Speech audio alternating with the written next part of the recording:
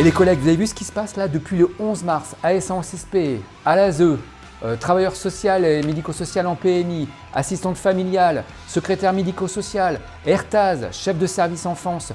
On est nombreux à se mobiliser, à mettre la lumière avec le soutien appuyé des magistrats du parquet, de juges des enfants, de collègues qui bossent en milieu ouvert ou en établissement et à mettre la lumière sur cette situation qui nous est de plus en plus insupportable, qui détériore notre service public et qui met à mal toute la chaîne de prévention et de protection de l'enfance. Nous crions notre détresse et celle des enfants que nous accompagnons et de leurs familles.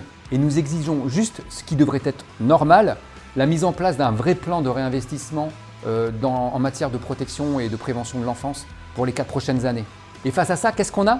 Un président qui refuse de toutes et nous tous nous rencontrer et une vice-présidente qui visiblement a fait semblant de nous écouter. Bref, un exécutif irresponsable qui ne se contente de faire que des actions de com basées sur de l'autosatisfecit ou du juste c'est pas de notre faute, on fait ce qu'on peut. Ah ouais, et les 6 millions d'euros supprimés juste ces 2 dernières années pour la prévention. Et là, ce qu'on vient de découvrir et dénoncer, la mise à l'hôtel de gamins de 8 à 13 ans dans des hôtels dégueulasses et d'autres enfants dont on bousille leur scolarité en les faisant passer d'un hôtel à un autre. C'est insupportable. Et en plus, c'est hors la loi. Et tous leurs mensonges pour tenter de se disculper. La ministre qui s'est déplacée spécialement suite à nos alertes a réaffirmé pourtant que c'était illégal. Ils en sont à recourir à des associations comme Coalia qui n'a que d'autre objectif que de faire du business sur des prix de journée merdiques pour des accueils merdiques dans des hôtels. C'est de la protection de l'enfance low cost. Et les collègues, c'est tout ça qu'on est venu chercher en venant au département? C'est tout ça qu'on est venu chercher en devenant travailleur social et médico-social? En s'engageant dans un service public comme le nôtre de prévention et de protection de l'enfance? C'est ça l'engagement auprès des enfants et des familles. Ces engagements-là, on ne peut pas les faire vivre en laissant le département continuer à agir ainsi. Défendre notre boulot, son sens, ses finalités, c'est un acte professionnel. On ne peut pas juste poursuivre notre activité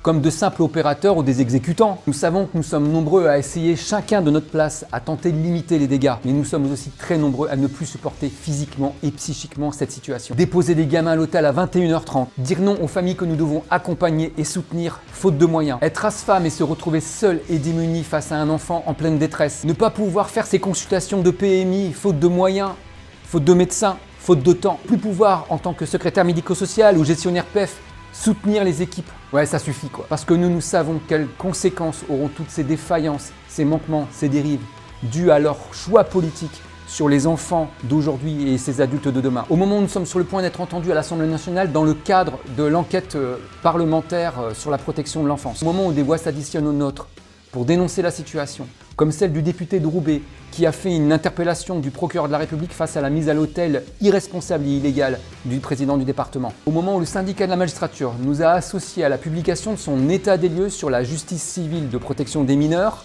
à l'Assemblée nationale. Au moment où la défenseur des droits est sur le point de boucler son enquête sur la situation dans le Nord. Il est temps, collègues. Tout ça ne peut pas se faire sans nous. Alors il faut sortir de nos services et montrer notre colère et notre détermination à faire changer les choses. C'est pour ça que le 23 mai prochain, il a été décidé collectivement de refaire une action forte dans les rues de Lille pour faire savoir ce qui se passe concrètement concernant la question de la prévention et de la protection de l'enfance. Donc on vous donne tous rendez-vous à 14 h, place de la République, jeudi 23 mai, tous ensemble pour faire entendre notre voix.